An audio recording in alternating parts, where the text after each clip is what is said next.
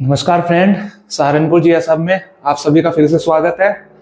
तो अभी तक हमने मध्यकालीन भारत में हमारा जो दूसरा चैप्टर था अरब आक्रमण, उसका आज भाग 3 है। ठीक है, भाग 3 अभी तक हमने इसमें पढ़ा था कि कैसे मोहम्मद बिन कासिम ने सिंध क्षेत्र में किस प्रकार से विजय प्राप्त की, दाहिर को पराजित करके अपना राज्य स्थापित कर लिया। यहाँ तक कि हमारी बात इसमें हो चुकी थी, हमने सारे युद्धों के बारे में पढ़ लिया था। ठीक है, तो अब की बार जो हमारा टॉपिक है, लास्ट टॉपिक है, इसमें अरब आक्रमण के प्रभाव। एक ये छोटा सा टॉपिक है, बस यही बचा है इसमें कि जब ये सब हो चुका था तो इसका सिंध क्षेत्र में क्या प्रभाव पड़ा। ठीक है भाई, अब तक वहां पर भारतीय लोग रह रहे थे, वहां से अरब के लोग आए, उन्होंने युद्धों से इस क्षेत्र को जीता, वहां पे बस गए। कुछ तो कुछ प्रभाव पड़ा ही होगा, अच्छा या बुरा, क्या देखते हैं, वही प्रभाव में आज इसमें पढ़ना है। ठीक है, इसके अंतर्गत हम पहला प्रभाव पढ़ेंगे।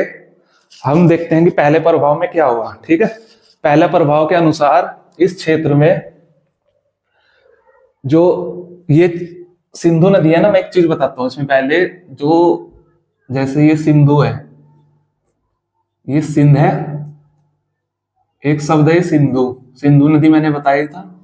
ठीक है, ये जो अरबी लोग थे, इनकी भाषा क्या थी? अरब। अरब से आए हुए थे तो इनकी भाषा भी अरबी थी। इनकी भाषा में सह शब्द नहीं होता है इनकी डिक्शनरी में। ठीक है, तो इनसे सह शब्द नहीं बोलना चाहता था, सह की जगह है का प्रयोग करते थे, तो इसलिए इन्होंने सिंध को तो बोला हिंद, क्योंकि सैन से बोला ही नहीं जाता था, और इस सिंधु नदी को इन्होंने बोला हिंदू, हिंदू नदी। ठीक है, तो इस हिसाब से इन्होंने बोला कि जो सिंधु नदी है उससे उधर रहने वाले लोग हिंदू हैं। ठीक है, और वो जगह कौन से? हिंदुस्तान। तो भारत को सबसे पहले हिंदुस्तान नाम किसने दिया? अरबी लोगों ने दिया था। ठीक है, हिंदुस्तान, और इधर रहने वाले लोगों को हिंदू, ये नाम किसने दिया? अरबी लोगों ने। पहला प्रभाव तो यही पड़ा। ठीक है, यहीं से भारत का नाम सबसे पहले हिंदू और हिंदुस्तान, ये जो दो वर्ड है अरबी लोगों से ही आए। ठीक है, दूसरा प्रभाव आपको मैंने शुरू में इससे पहली वीडियो में बताया था कि सिंध पर आक्रमण के इनके क्या उद्देश्य थे। ठीक है, मैंने बताया था कि उन्होंने तो बहाना ढूंढा था कि किस तरह से सिंध पर आक्रमण किया जाए, लेकिन इनके उद्देश्य दो ही थे। एक तो सिंधु के एरिया का, सिंध प्रदेश के एरिया को जीत के वहां की सारी संपत्ति को लूट ले, दूसरा इस्लाम का प्रचार करना। यही दो इनके मेन उद्देश्य होते थे कि इस्लाम का प्रचार करेंगे और उस एरिया को जीत के वहां की संपत्ति लूट लेंगे। तो वही काम यहीं पे हुआ है। ठीक है, तो यहाँ पे इस्लाम धर्म के प्रचार का काम इन्होंने शुरू किया, इस्लाम का प्रचार। इस इस्लाम के प्रचार में एक जो मेन चीज है याद करने की, क्यों मैं ये प्रभाव लिखवा रहा हूं, ये है कि एक मालाबार क्षेत्र है, केरल के एरिया का जो क्षेत्र है उसको मालाबार बोलते हैं। वहां पे मालाबार का एक राजा था, चेरामन पेरुमल। ठीक है, क्या था? चेरामन का जो क्षेत्र है उस एरिया को बोलते हैं मालाबार तट। ठीक है, वहां का एक राजा था चेरामन पेरुमल। क्या नाम था उसका? चेरामन पेरुमल। इसने भी, ये कहां का राजा था? मालाबार क्षेत्र। मालाबार क्षेत्र कहां पर है? ये केरल के आसपास का एरिया, केरल। ठीक है, इस यहाँ के राजा ने इस्लाम धर्म स्वीकार किया। अब बात ये आती है कि ऐसे तो बहुत सारे लोगों ने स्वीकार किया, तो इसका नाम हम क्यों पढ़ रहे हैं अलग से? ऐसी क्या खासियत रही कि हमें ये नाम पढ़ रहे हैं? होता क्या है, ये पेरामल पेरुमल अपने ही क्षेत्र में, चेरामन पेरुमल एक मस्जिद का निर्माण कराता है अपने नाम से। मस्जिद का निर्माण अपने नाम पर। अपने नाम पर का मतलब क्या नाम होगा उस मस्जिद का? चेरामन पेरुमल इस मस्जिद का नाम होगा। ये मस्जिद अपने आप में भारत की पहली मस्जिद है। क्या है? भारत की पहली मस्जिद है। ये भारत की पहली मस्जिद मानी जाती है, इसलिए ये जरूरी है। इस राजा का नाम और इस राजा के नाम पे बनी भारत की पहली मस्जिद कहां पे है? मालाबार एरिया में है। ठीक है, ये क्लियर? अब समझ में आ गया क्यों जरूरी था। इसके अलावा हमारा जो काम आता है, ये हो गया तीसरा कारण। हमारा तीसरा प्रभाव क्या रहा? थोड़ा सा तीसरे प्रभाव पे देख लेते हैं। तीसरे प्रभाव के अंतर्गत इन्होंने कुछ शहरों की स्थापना करवाई इस क्षेत्र में। ठीक है, कुछ नए शहर। अब है तो बहुत सारे, हम 3 प्रमुख शहरों के नाम रख लेते हैं नए शहर बनाए। पहला मुल्तान। अब आप सोच रहे होंगे मुल्तान पे तो इन्होंने मतलब विजय प्राप्त करी थी, सबसे लास्ट का बयान हमारा मुल्तान ही था, जिससे बहुत अधिक सोना प्राप्त हुआ था, जिसे इन्होंने स्वर्ण नगरी बोला था। फिर मुल्तान का नाम क्यों रख रहे हैं? एक्चुअली क्या था कि ये लोग क्या करते थे, जिस शहर को जीतते थे उसे लूटने के बाद तहस नहस कर देते थे, बर्बाद कर देते थे। तो इन्होंने जब यहीं पे बसे तो इन्होंने शहर को दोबारा बसाया मुल्तान, इसलिए हम लिख रहे हैं इनका नाम। ठीक है। दूसरा महफूजा, एक शहर बसाया महफूजा, जिसका वर्तमान नाम है पाकिस्तान का हैदराबाद। पाकिस्तान का PA के लिख दिया मैंने, पाकिस्तान का हैदराबाद। क्लियर। और एक शहर और बसाया इन्होंने मंसूरा। मंसूरा कहाँ है? आज का कराची, जिसे उस समय में वो बताया था ना मैंने, देवल बंदरगाह कराची, तो उसका नाम बदल के अपनी भाषा में मंसूरा रखा है इन्होंने, जिसे आज के टाइम में कराची बोलते हैं। क्लियर। यहां तक क्लियर है? ये 3 नए शहर बसाए। अब चौथा पॉइंट देखते हैं हम क्या है। चौथे पॉइंट में इन्होंने मतलब अरबी लोगों ने भारत में क्या देखा? इन्होंने भारत की अंक पद्धति, जिसे बोलते हैं नंबर सिस्टम, अंक पद्धति नंबर सिस्टम, शून्य का ज्ञान यानी कि 0, शून्य के ब्रैकेट में लिख देता हूं 0 का ज्ञान, और दशमलव पद्धति या दशमलव का ज्ञान, दशमलव का ज्ञान। ये जो ज्ञान था ये इन्होंने भारतीयों से प्राप्त किया, और इसको कहां पे लेके चले गए? अरब लेके। यहां से अरब ले जाते हैं, अरब के बाकी लोगों को इस चीज का ज्ञान देते हैं, और उसके बाद ये ज्ञान इनसे होते हुए कहां तक जाता है? पहले जाता है भारत से अरब, मेरा भारत से अरब, अरब से यूरोप। तो ये ज्ञान यूरोप तक जाता है भारत से। ठीक है। कैसे? भारत से अरब जाता है, अरब से यूरोप तक पहुंच जाता है। क्लियर ये चीज है कि एक तरह से अरबियों को भी और यूरोपियों को भी नंबर सिस्टम, 0 और दशमलव का ज्ञान भारतीयों से ही मिला है इनडायरेक्टली। मतलब अरबियों को तो डायरेक्टली मिला है, यूरोपियों को इनडायरेक्टली मिला है। मिलता कैसे है इसके बारे में थोड़ा सा देख लेते हैं, इसी का टॉपिक है ये। ठीक है। 9वीं सदी में एक मैथमेटिशियन था अरब का, गणितज्ञ, उसका नाम था ख्वारिज्म। ठीक है। ख्वारिज्म यहां से अरब से ज्ञान लेता है। ठीक है। ख्वारिज्म भारत से ज्ञान प्राप्त करता है, भारत से प्राप्त करके कहां पे ले जाता है? अरब में। फिर 12वीं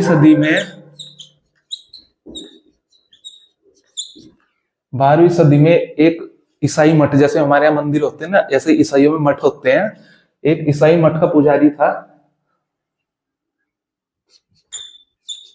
एबोर्ड। ठीक है। उसके थ्रू कहां पे जाता है? यूरोप में। 12वीं सदी में यूरोप में जाता है इसके थ्रू। ठीक है।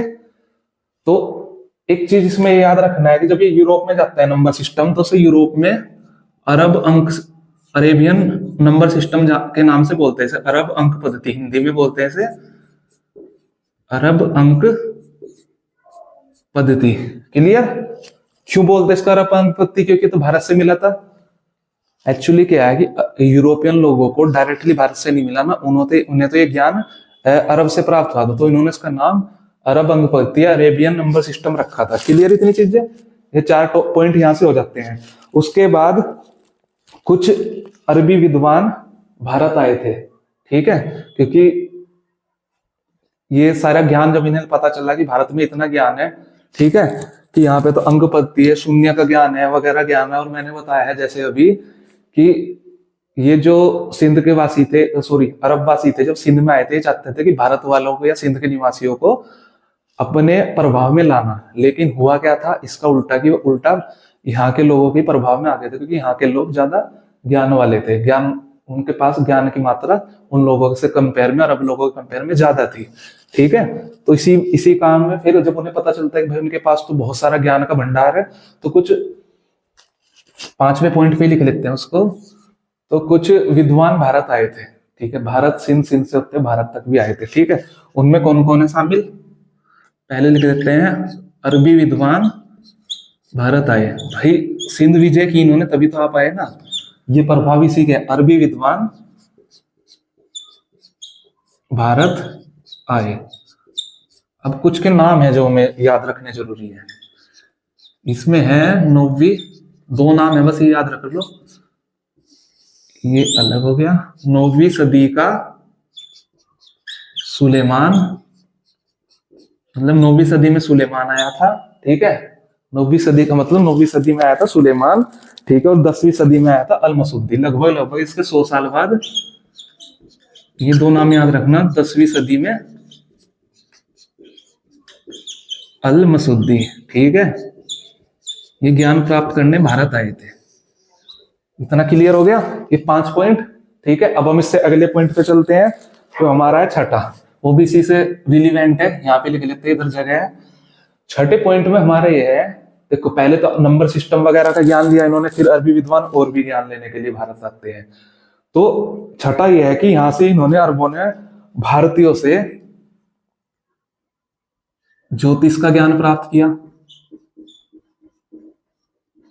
ज्योतिष का ज्ञान, मैं सबके नाम लिख देता हूं, ज्योतिष, दर्शन, ठीक है, चिकित्सा, ज्योतिष मतलब एस्ट्रोलॉजी, चिकित्सा, चिकित्सा का ज्ञान, इसके तो ज्योतिष का ज्ञान, दर्शन का ज्ञान, चिकित्सा, प्रशासन का ज्ञान। देखो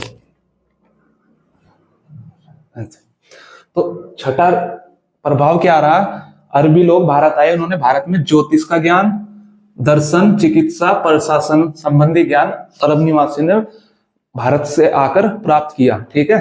देख लो कितना ज्ञान ही भारत से लेके जा रहे हैं, ठीक है। तो एक था इनमें अबू मसीर, अबू मसीर नाम का ये ज्योतिष था, एस्ट्रोलॉजर, ठीक है। ये भारत के बनारस में आता है, बनारस में यही एस्ट्रोलॉजी की, ज्योतिषी की शिक्षा, मतलब कुछ तो उसके पास था ज्ञान, उसे पता चला कि भाई भारत में तो और भी ज्यादा ज्ञान है, कहेगा ज्योतिषी का, तो वो सीखने के लिए आता है, अबू माशिर, इसका नाम याद रखना। यहां तक क्लियर है बात। 6 प्रभाव हमारे कंप्लीट। अब 7वें प्रभाव के बारे में बात हम करते हैं, कि 7वें प्रभाव में कहता है कि भारत और अरब के बीच व्यापार में वृद्धि होती है। व्यापार में वृद्धि, ग्रोथ होती है। कब होती है, एक अब्बासी खलीफा थे, मैंने आपको बताया था कि खलीफाओं का क्रम सारा बताया था, ठीक है। अब्बासी खलीफाओं ने इराक, आज के इराक की राजधानी बगदाद, उस शहर की उन्होंने स्थापना की थी। अब्बासी खलीफा ने बगदाद शहर की स्थापना की, वो एक तरह से पूरे व्यापार का केंद्र बन गया, ठीक है। वहां से होके व्यापार होने लगा, ठीक है। तो व्यापार में वृद्धि, अब्बासी खलीफा ने जब बगदाद शहर बसाया। क्लियर। अब इसी से रिलीवेंट है हमारा 8वां प्रभाव, ठीक है। जब ये बगदाद शहर बन गया, इसी बगदाद शहर में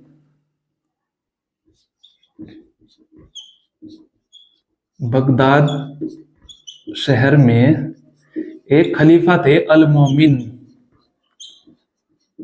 अल मोमिन उनका नाम है, अल मोमिन नाम के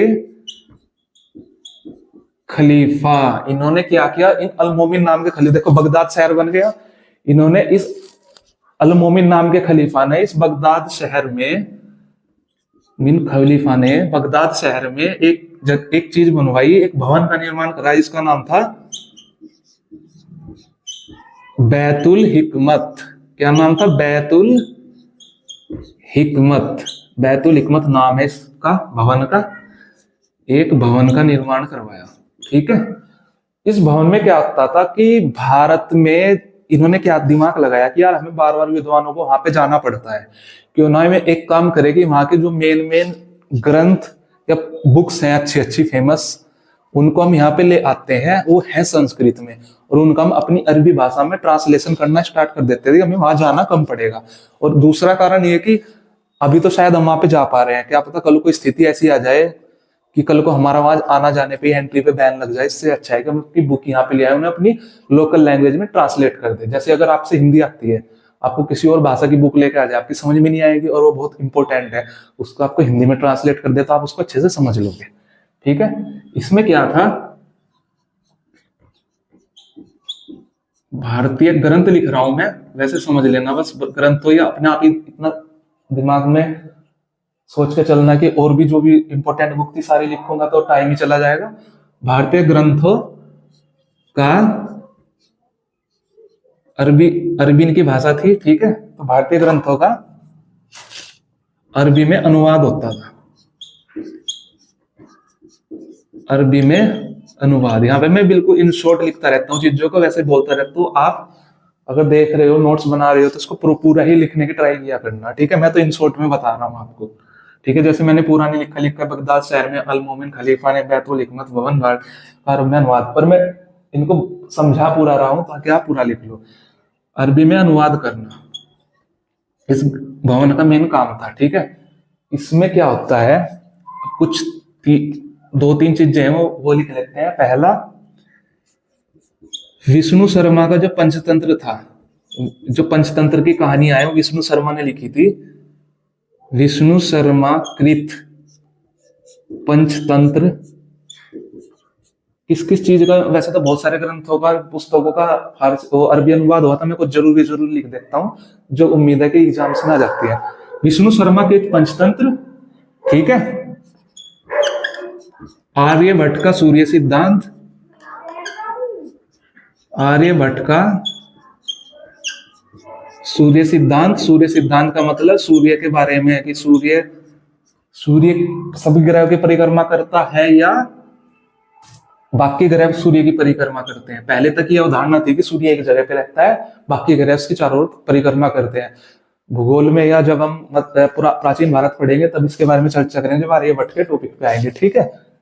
इसका सिद्धांत, और एक थे हमारे पास ब्रह्मगुप्त, ठीक है। ब्रह्मगुप्त, उन्होंने दिया था ब्रह्म सिद्धांत। ब्रह्मगुप्त का ब्रह्म सिद्धांत ब्रह्मांड को लेके, ब्रह्म सिद्धांत और खंड खाद्य। देखो, सूर्य सिद्धांत, ब्रह्म सिद्धांत, खंड खाद्य एक तरह से खगोल, ठीक है, एस्ट्रोनॉमी से रिलेवेंट टॉपिक थे ये। इनका फारसी, इसमें अरबी में अनुवाद हुआ था। कहाँ पे, बैतुल हिकमत में। मैंने बताया ये भवन का निर्माण हुआ था। अनुवाद किसने किया था, सबसे इंपॉर्टेंट ये है, फराजी। एक फराजी नाम का ट्रांसलेटर था, विद्वान था, जिसको मतलब संस्कृत का भी ज्ञान था, अपनी भाषा का तो होता ही। उसने इनको ट्रांसलेट किया था, किसने, फराजी ने। क्वेश्चन बन सकता है कि ये ना लिखा है कि विष्णु शर्मा का पंचतंत्र, आ सकता है पंचतंत्र का सबसे पहले अरबी अनुवाद किसने किया था, तो फराजी ने किया था। कहाँ पे किया था, बैतुल हिकमत में। वो कहाँ पे है, हमारे बगदाद में। बगदाद की स्थापना किसने की थी, अल मोमिन खलीफा ने। क्लियर, ये 8 प्रभाव आपके समझ में आ गए होंगे। अब इसके बाद हम देखते हैं, इसको इधर से इरेज कर देता हूं, इधर की तरफ देखते हैं बाकी के प्रभाव। यहां तक का हमारा हो चुका है, ठीक है।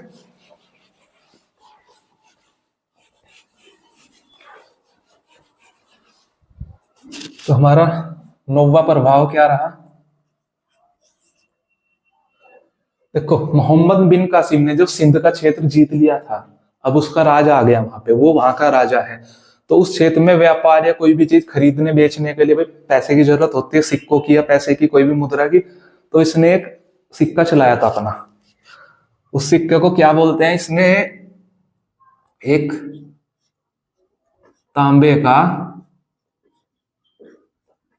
दिरहम नाम का सिक्का चलाया था। दिरहम उस सिक्के का नाम था, दिरहम नाम का सिक्का चलाया था,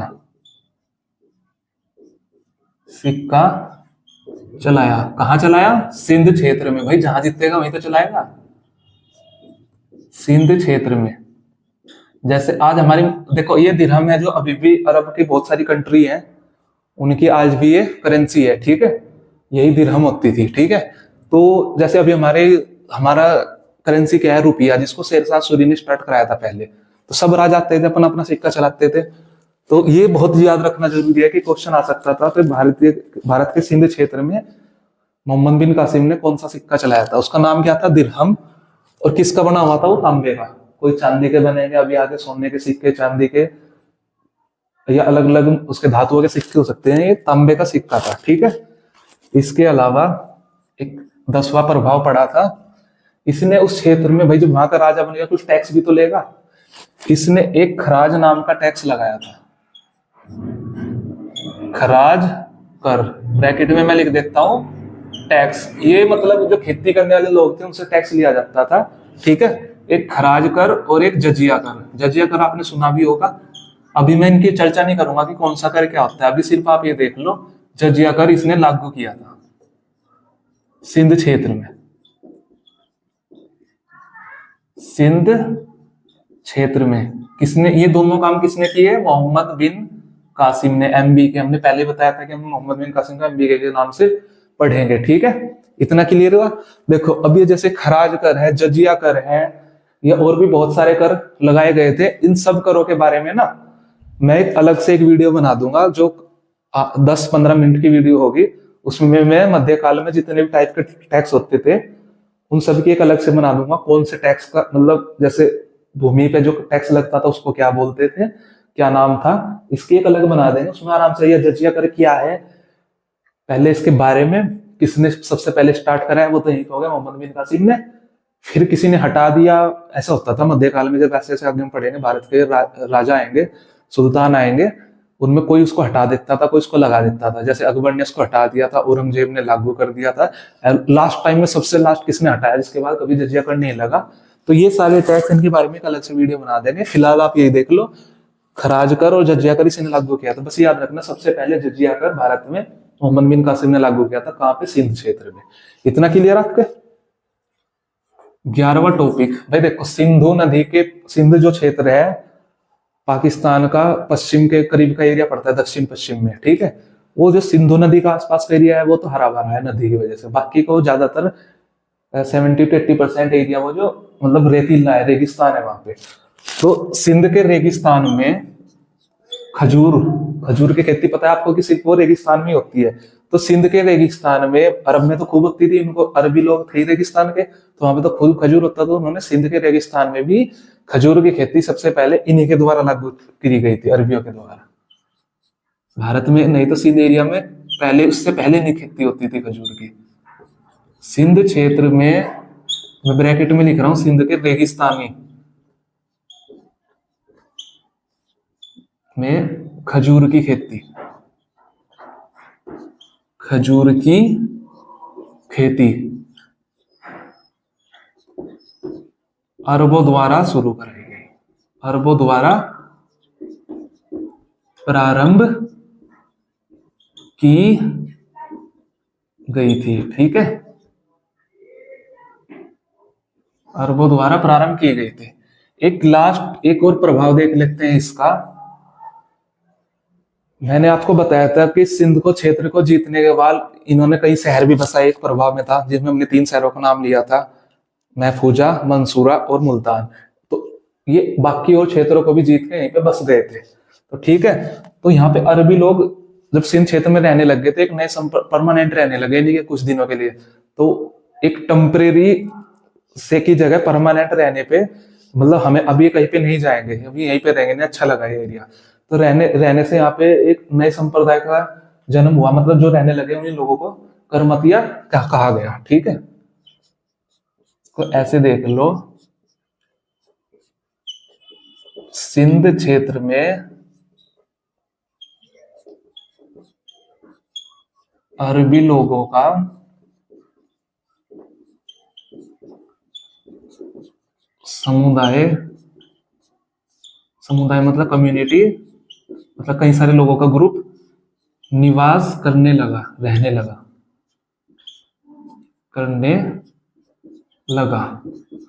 जिसका नाम क्या कहलाया, करमतिया संप्रदाय, ठीक है। करमतिया संप्रदाय का नाम रहा। ठीक है, क्लियर। ये हमारे जरूरी ऐसे तो और भी प्रभाव थे जो जरूरी है, जो समझने चाहिए, ये इनका प्रभाव पड़ा। क्लियर। हमने देखा कि या तो ये चाहते थे कि भारतीयों को प्रभाव में ले आए, लेकिन हुआ क्या इसका उल्टा, कि ये खुद भारतीयों के प्रभाव में आ गए। मैंने अभी इसमें बताया था कि इन्होंने भारत से दर्शन, ज्योतिष, प्रशासन, खगोल, बहुत सारी चीजों का ज्ञान लिया, दशमलव का ज्ञान, आध्यात्मिक ज्ञान, ये सारी चीजें इन्होंने भारत से सीखी। कुछ भारतीय जरूरी किताबों को वहां पे लेके चले गए, उनका अरबी में अनुवाद किया। अरबी में अनुवाद होने से क्या हुआ, जब भी भारत आते थे तो ये विद्वान, जितने विद्वान यहाँ पे आए, सिर्फ वही जानकारी ले पाते थे। ठीक है, फिर वो किसी और को समझा पा रहे अपनी बात नहीं, वो एक अलग चीज होती थी। पर जब यहाँ पे पुस्तकों का मतलब यहाँ से बुक लेके गए, अरबी भाषा में अनुवाद हुआ, तो वहां के ज्यादा से ज्यादा लोगों ने उसको पढ़ा, क्योंकि हर आदमी तो भारत नहीं आ सकता था। आज भी ले लो, हर आदमी तो विदेश नहीं जा सकता ना पढ़ने के लिए। अगर विदेश की ही शिक्षा अगर आपके घर पे आ जाए तो कितना जरूरी, कितना बढ़िया रहेगा। ठीक है, तो ज्यादा से ज्यादा लोगों ने आध्यात्मिक ज्ञान लिया, अपनी समझ बढ़ाई, क्योंकि भारत तो पहले से ही डेवलप हो चुका था इन चीजों में। तो इन समझ को बढ़ने के बाद वहां पे बहुत सारे संतों ने जन्म लिया। मतलब संतों के जन्म का मतलब ये नहीं कि पैदा होते ही संत थे। इस ज्ञान को पाने के बाद बहुत सारे संत आगे आए। ठीक है, मतलब उनका धार्मिक लेवल पे भी और आध्यात्मिक लेवल पे भी मानसिक विकास हुआ, तो उन्हें पता चला बहुत सारे ज्ञानवर्धक चीजों का, तो वो संत बने। उन्होंने फिर अपने और अन्य शिष्यों को ज्ञान भेजा। तो अब जब ऐसे आगे मध्यकालीन भारत में पढ़ेंगे भक्ति और सूफी आंदोलन, तो कुछ सूफी संत यही थे, या जैसे आगे आगे हमारा चढ़ेगा, ये हमारा टॉपिक आगे चलेगा, मेरे कुछ संतों के नाम आएंगे।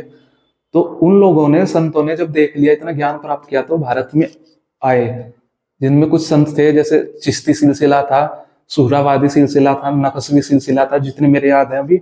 और भी बहुत सारे सिलसिले थे, बहुत सारे सुल्तानों के साथ ये भारत आए, जैसे निजामुद्दीन औलिया, बहुत सारे रहे हैं। ठीक है, शेख सलीम चिश्ती, ठीक है, जितने भी अभी याद है मैंने बताया। तो उन्होंने ऐसे ही ज्ञान प्राप्त किया, फिर वो आगे भारत में आते हैं।